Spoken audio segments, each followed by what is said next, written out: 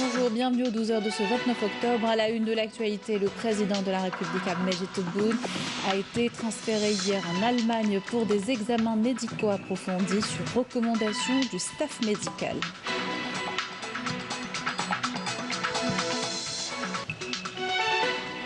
Maoulid Nabawi, les célébrations officielles présidées hier par le Premier ministre pour la première fois à la grande mosquée d'Alger sous le haut patronage du président de la République Abdelmadjid Tebboune.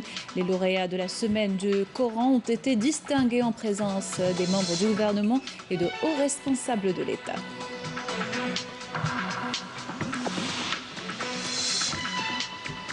Visite du général de corps d'armée Saïd Chinguiriha, chef d'état-major de l'armée nationale populaire au commandement des forces de défense aériennes du territoire, où il a souligné que l'armée nationale populaire doit veiller continuellement à ce que les personnels militaires aient une conscience élevée de l'importance des défis de l'ANP.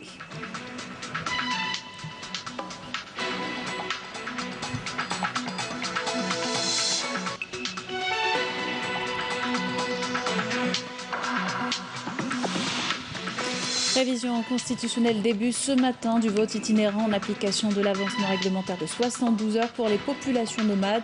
Nous irons à Tamanrasset pour le lancement hier de 7 bureaux mobiles soumis à un protocole sanitaire strict. Bienvenue à tous. Je vous le disais en titre, le président de la République, Abdelmadjid Tebboune, a été transféré hier en Allemagne pour des examens médicaux approfondis, et ce sur recommandation du staff médical, indique un communiqué de la présidence de la République. Fête du Maoulid Nabawi, les célébrations officielles ont eu lieu cette année à la grande mosquée d'Alger. Le Premier ministre y a présidé hier soir la cérémonie de remise des prix aux lauréats de la semaine du Coran sous le haut patronage du président de la République, Abdelmadjid Tebboune. Abdelaziz Jarrad avait inauguré la salle de prière de la mosquée avant d'y effectuer Salat al-Aïcha en fin de soirée en compagnie des membres du gouvernement et de hauts responsables de l'État. Nesrine Ben Saïdi. C'est dans une ambiance spirituelle que fut célébrée la naissance du messager d'Allah, le prophète Mohammed, que le salut soit sur lui. Après l'ouverture de la salle de prière, il a été procédé pour la première fois à l'accomplissement des prières du Maghreb et de l'Aïcha à la grande mosquée d'Alger. Le prophète est né, l'amour et la coexistence sont nés, car il constitue une miséricorde pour l'humanité. En cette nuit bénie et si chère au cœur des musulmans en général et des Algériens en particulier, que fut l'ouverture de la salle de prière de la grande mosquée. Cet édifice religieux d'une grande importance dans une Algérie libre et indépendante, et dont l'ouverture de la salle de prière s'est faite par le Premier ministre Abdelaziz Jarrad sous le haut patronat du président de la République, Abdelmadjid Tebboune.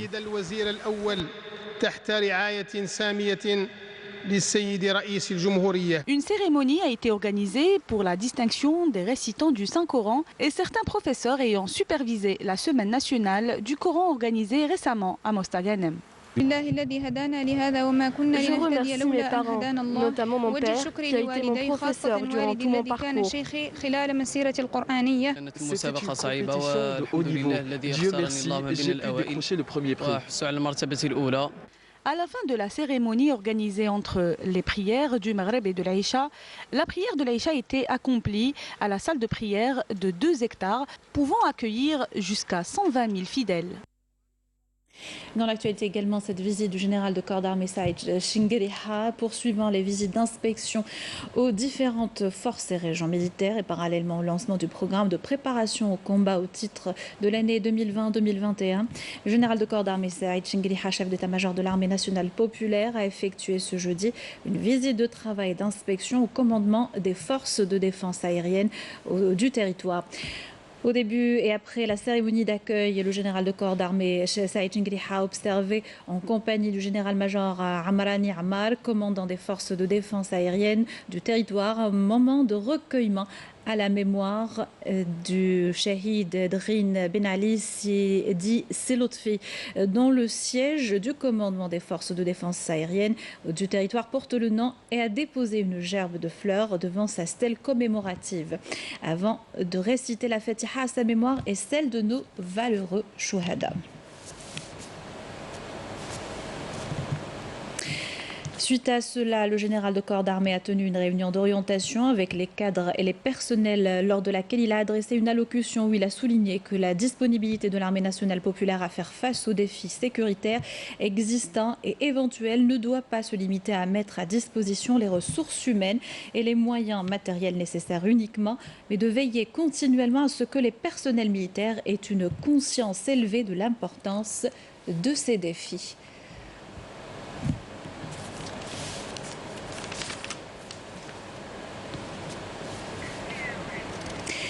On écoute le général de corps d'armée Saïd Chingriha, chef d'état-major de l'AMP.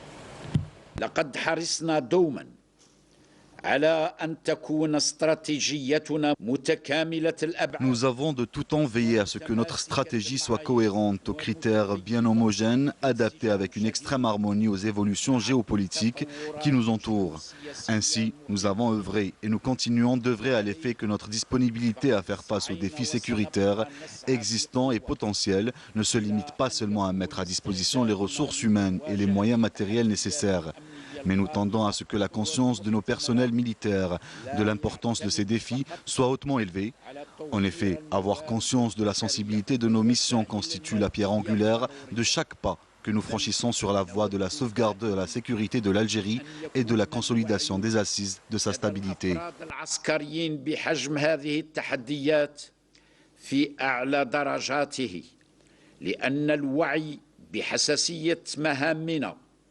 هو حجر الزاوية لأي خطوة في اتجاه المحافظة على أمن الجزائر وتثبيت ركائز استقرارها وإني على يقين بأنكم واعون أكثر من أي وقت مضى بالمسؤولية الملقاة على عاتقنا. Je suis pleinement convaincu que vous avez conscience, plus que jamais, de la responsabilité qui vous incombe et que vous savez pertinemment que l'exécution de ces missions ne peut se faire qu'à travers la préparation optimale des différentes unités pour qu'elles soient à la hauteur de leur noble mission, notamment par la maîtrise des équipements modernes et des armes sophistiquées en dotation. Ce sont là des actions éminentes et nobles que vous devez être fiers car elles sont inspirées des vertus et des comportements de vos ancêtres grâce auxquels ils ont triomphé lors de leur glorieuse révolution de libération. والإشادة يتعين عليكم الافتخار بها كيف لا وهي مستلهمة من الخصال والشمائل والسلوكيات التي اعتنقتها أسلافكم وانتصروا بفضلها أثناء ثورتهم التحريرية المباركة. Révision constitutionnelle, la campagne référendaire s'est terminée hier à minuit. En attendant le scrutin le 1er novembre, le vote itinérant a débuté aujourd'hui en application de l'avancement réglementaire de 72 heures pour les populations nomades. À Tamanrasset, dans l'extrême sud du pays, 21 bureaux itinérants sur les 34 de prévus ont commencé à recevoir leurs électeurs. Nos équipes ont suivi le départ hier de 7 bureaux de la région vers leur destination, accompagnés de représentants de l'ANI et soumis à un protocole sanitaire strict. Mariam Damis. À Tamanrasset, 7 bureaux itinérants ont pris le départ à destination des zones éloignées de Tahifet, Askram et Amsel pour permettre aux populations nomades d'accomplir leurs devoirs.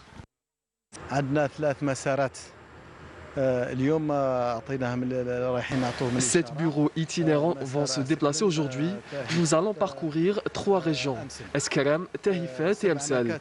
Tous les moyens humains et matériels ont été consacrés pour le bon déroulement de cette opération.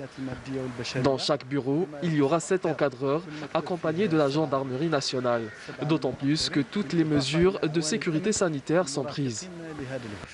كذلك فيما يخص لوازم الوقاية من فيروس الكوفيد متوفرة. Nous avons suivi une caravane de bureaux de vote à destination de Tegrembeit, Idikel, Tiginawin et Amsel, alors que d'autres caravanes ont emprunté des chemins différents.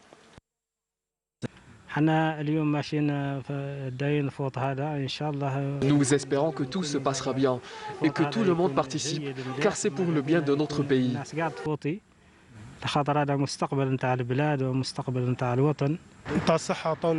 Nous disposons d'une boîte à pharmacie qui contient du gel hydroalcoolique et des bavettes pour éviter toute propagation du virus. Dès leur arrivée sur place, les encadreurs ont entamé les préparatifs nécessaires pour accueillir les électeurs. On reste dans le sud du pays, direction Adrar, où les services de la protection civile ont lancé une caravane médicale. Il s'agit d'équipes mobiles pour venir en aide aux habitants de zones enclavées et les populations nomades. Yanis Aït-Belkacem. Nous sommes à 240 km de Timimoun et El Hadja Aïcha se fait ausculter pour la première fois chez elle grâce à une caravane médicale de la protection civile. Madame, comment vous sentez-vous? Suivez-vous un traitement? Je ne prends aucun traitement. Par contre, j'ai très mal au dos et aux jambes. C'est la première fois que je bénéficie d'une visite médicale chez moi. Je remercie toutes ces personnes pour leur travail. C'est la première caravane qui s'inscrit dans l'esprit de l'Algérie nouvelle. Nous avons même eu des médicaments gratuitement et j'espère qu'après le vote de la Constitution, nous recevrons plus de considération.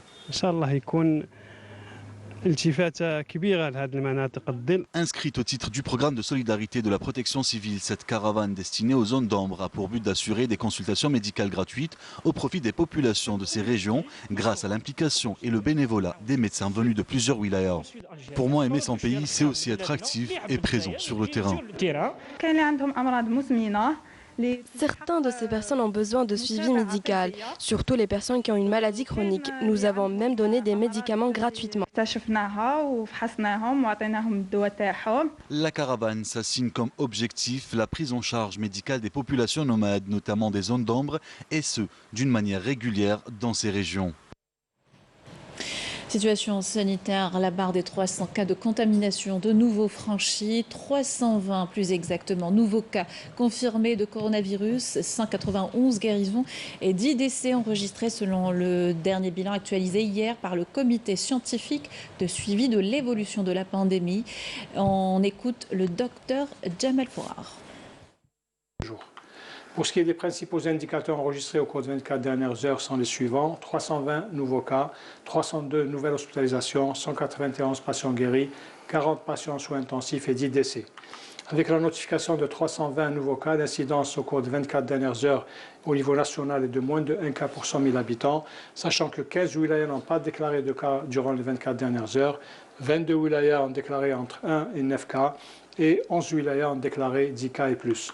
Pour ce qui est des décès enregistrés au cours des 24 dernières heures, nous avons malheureusement enregistré 10 nouveaux décès, rahmahullah. Pour ce qui est des nouvelles hospitalisations durant les 24 dernières heures, leur nombre est de 302 patients. Les patients guéris à ce jour, leur nombre est de 39 635 patients guéris, dont 191 au cours des 24 dernières heures. Pour ce qui est des soins intensifs, nous avons actuellement au niveau de nos hôpitaux, au niveau national, 40 personnes hospitalisées en soins intensifs. Et pour terminer, nous disons à nos concitoyens de rester très vigilants durant cette période critique qui connaît une hausse significative des cas, de respecter scrupuleusement les mesures de prévention, notamment l'hygiène des mains, la distanciation sociale et surtout le port de masques obligatoire en tout lieu et en toutes circonstances. La pandémie de Covid-19 a fait plus d'1 168 000 morts dans le monde. Selon un bilan établi hier à partir de sources officielles, plus de 44 millions de cas d'infection ont été officiellement diagnostiqués depuis le début de la pandémie. Les États-Unis sont le pays le plus touché, tant en nombre de morts que de cas, suivi par le Brésil et l'Inde. Et reconfinement général dès demain en France, durcissement imminent en Belgique et en Allemagne. L'Europe surprise et débordée par la violence de la deuxième vague de coronavirus s'attend à un mois de novembre très difficile et multiplie les décisions chocs. Et puis cette information, des parlementaires italiens ont réitéré leur soutien et solidarité avec le peuple sahraoui dans sa lutte légitime pour l'indépendance, appelant le Conseil de sécurité de l'ONU à répondre positivement aux demandes des manifestants sahraouis et de mettre fin à l'occupation marocaine du Sahara occidental.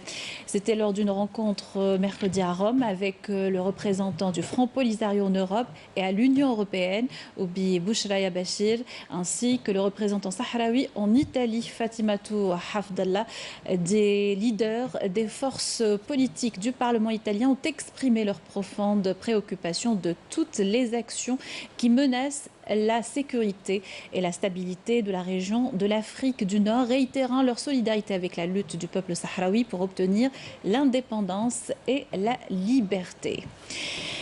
Et puis dernière ligne droite avant la présidentielle américaine prévue le 3 novembre, qui de Joe Biden ou Donald Trump sera le futur président des États-Unis. Rien n'est sûr à ce stade. Seule certitude, le vote par anticipation ou par correspondance pour les Américains est plus important que ce qu'il était il y a 4 ans de cela, en 2016, et ce malgré la pandémie de coronavirus. Et on termine notre journal avec cette initiative pour sensibiliser contre le cancer du sein, mais aussi apporter du réconfort aux femmes atteintes de cette maladie. Une association en collaboration avec un institut de beauté leur offre des soins gratuits 2 fois par semaine. Bouchra Bouali.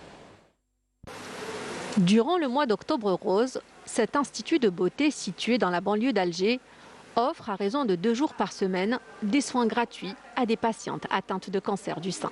C'est notre 2e édition cette année. Nous l'avons déjà fait l'année passée à travers nos réseaux sociaux. Et cette année, nous l'avions fait avec une association qui travaille avec les femmes cancéreuses. Nous avons eu l'initiative avec le club Alger Mahrousa et avec l'aide de notre chère Yasmine, de faire un don aux femmes atteintes d'un cancer qui consiste à des soins esthétiques. L'objectif de leur collaboration était de toucher plus de monde et permettre à plus de patientes de bénéficier de soins de beauté. Nous avons reçu des messages via Instagram ou Facebook, donc des jeunes filles pour leur maman, ou bien des hommes pour leur épouse, ou bien directement des femmes qui nous ont contactés.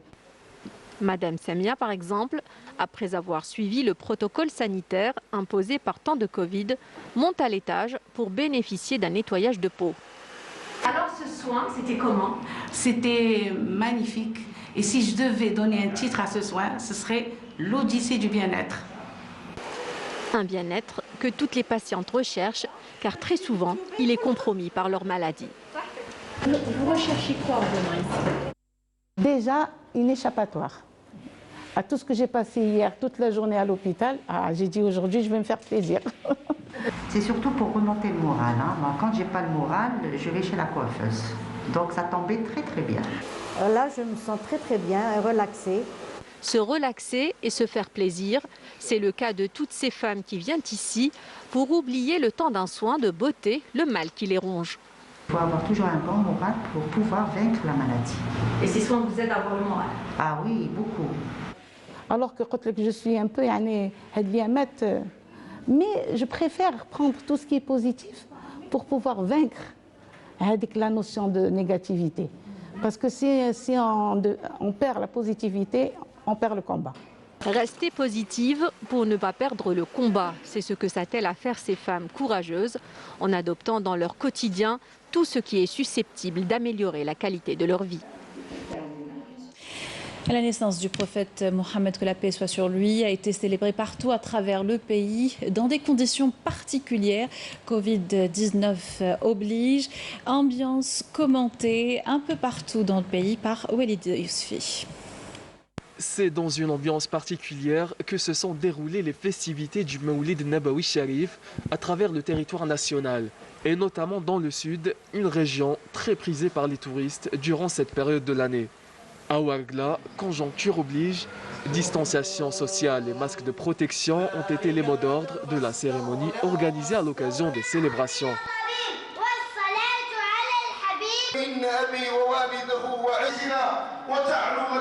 Même ambiance à Oran, la célébration du Mawlid Nabawi a été ponctuée par des chants religieux, de dhikr et des concours de récitation du Saint-Coran, concours organisés à la mosquée Abdelhamid ibn Badis, plongeant ainsi l'audience dans une atmosphère spirituelle propre au Mawlid Nabawi Sharif.